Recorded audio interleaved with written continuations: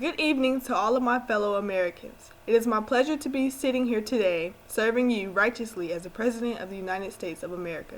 Today is unlike any other day in many, many ways. I sit here upon you all today, a proud chairman of Kabila to Power, an organization working to aid poverty-stricken communities, which are mainly predominantly black. I stand here today as a proud black woman with no pity for white supremacists or people who wish to cause harm to minority communities. And I know absolutely no boundaries when it comes to protecting us first. Here I am today because the black people of today's communities banded together to oversee shadows casted upon us. This nation for centuries has known no boundaries when it comes to harming minorities. Whether through genocide, gentrification, public schools, capitalism, and lack of resources, the leaders and citizens of this country have continuously ignored the conditions of American ghettos and has not hesitated to give its last to the rich and nothing to the working class. However, Kabila's administration has been changing and openly addressing the issues of this once pathetic country whose soil is drenched in our blood. Sitting to my left is your Vice President, Tiana Stanford. You all know Miss Stanford as your self-driven Vice President of the United States of America. She wears this title with dignity and honor. Miss Stanford works tirelessly in the communities just as much as she is in the White House. From ghetto to ghetto, whether she is handing out canned goods, sanitation products, or pamphlets on the works of America's now passed government, Miss Stanford is there. The whole Kabila team could not be present for this event today because they hold their job titles to heart and to soul.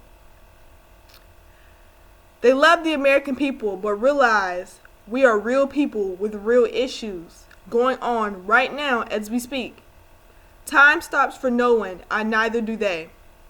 Before we continue on with today's speech, the Kabila to Power administration would like to personally thank you, the American people, for being attentive and active in real change. Something every past president has failed to do and take serious. This speech is a heavy one and a very real one at that. The condition of this country is absolutely horrendous. America is not the worst it has ever been, but it is equal to history in trivial ways. The light that shines on today's laws reveal an intimate look at America's truth when it comes to minorities, specifically black people, who will not be referred to as African American because it is totally incorrect. The laws have the same mission in the mistreatment of us as a people. These laws reveal a hard truth that slavery had only transformed but was never abolished. Mass incarceration is a form of slavery, minimum wage is a form of slavery, and being reluctant in helping communities that have a history of being torn and burned down by their own government is slavery. It is terrorization. My team and I's main and only priority in the development and leadership of this country is to bring justice, equity, and equality to black people and the indigenous people of this land. Though I wish the seats behind me could have been filled with you all, the American people, instead of the congressmen and women who choose to sleep during important sessions while making large lump sums of money, while the American people salivate over the thoughts of having a livable wage. This will have to do until my administration fixes that too, but it will get done.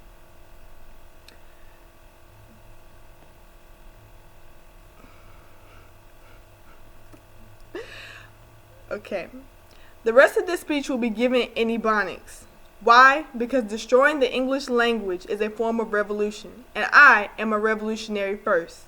To add on to that, this speech is to be heard from ghetto to ghetto, where our vernacular cannot classify us as intellectual or not.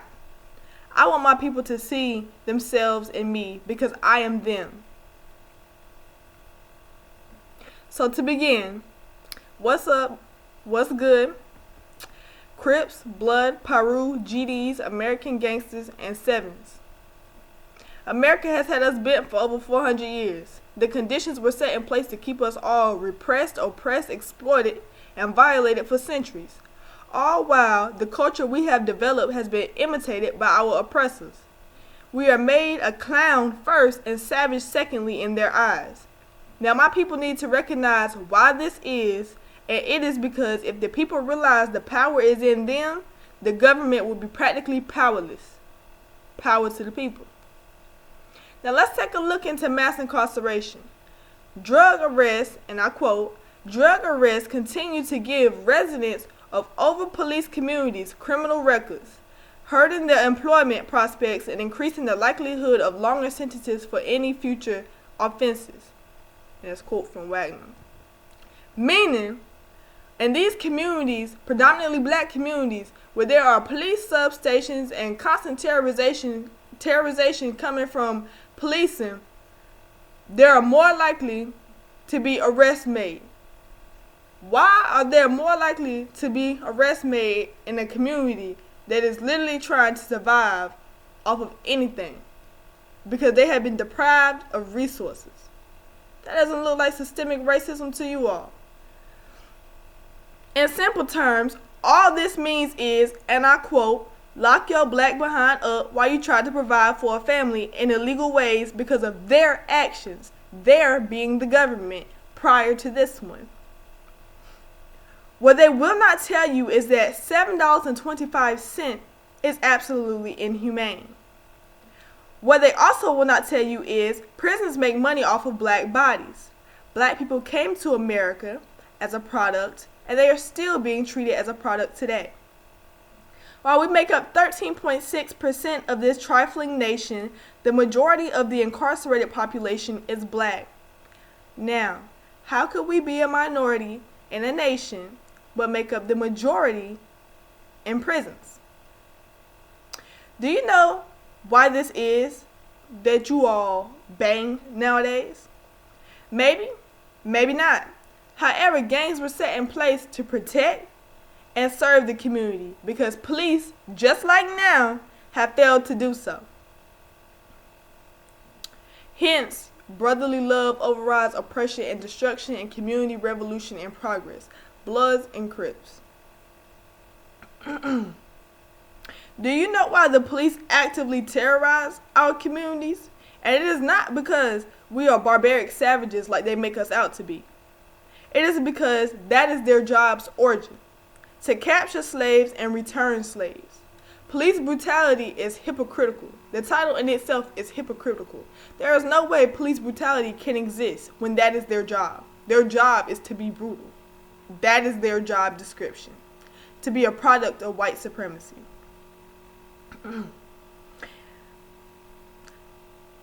I'm sorry, I went off a little tangent there. Their outlook on us has not changed. So when they say reform, we demand abolition. We do not want prison reform. Why? Hold on. We do not want prison reform. Why? Because once again, we do not want America to change its tone. We want America to change their actions.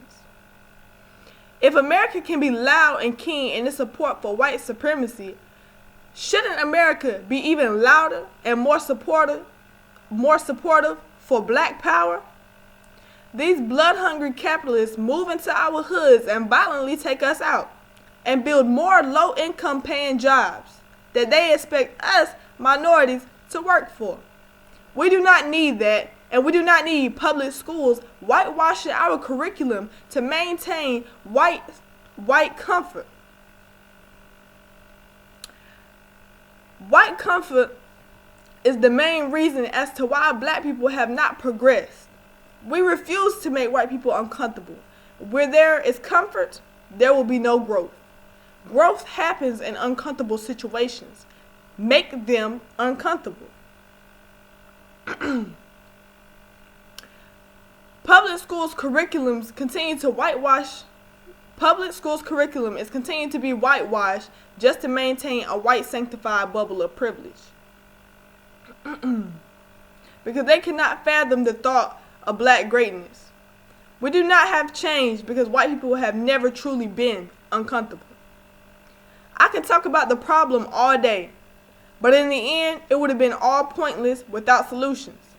The Kabila to Power administration is working right now from ghetto to ghetto, surveying the people on how and what they need to progress and what they need the most. We're catering to you all. That is our job, and that is what we are here for. The Kabila administration will be going to every prison and jail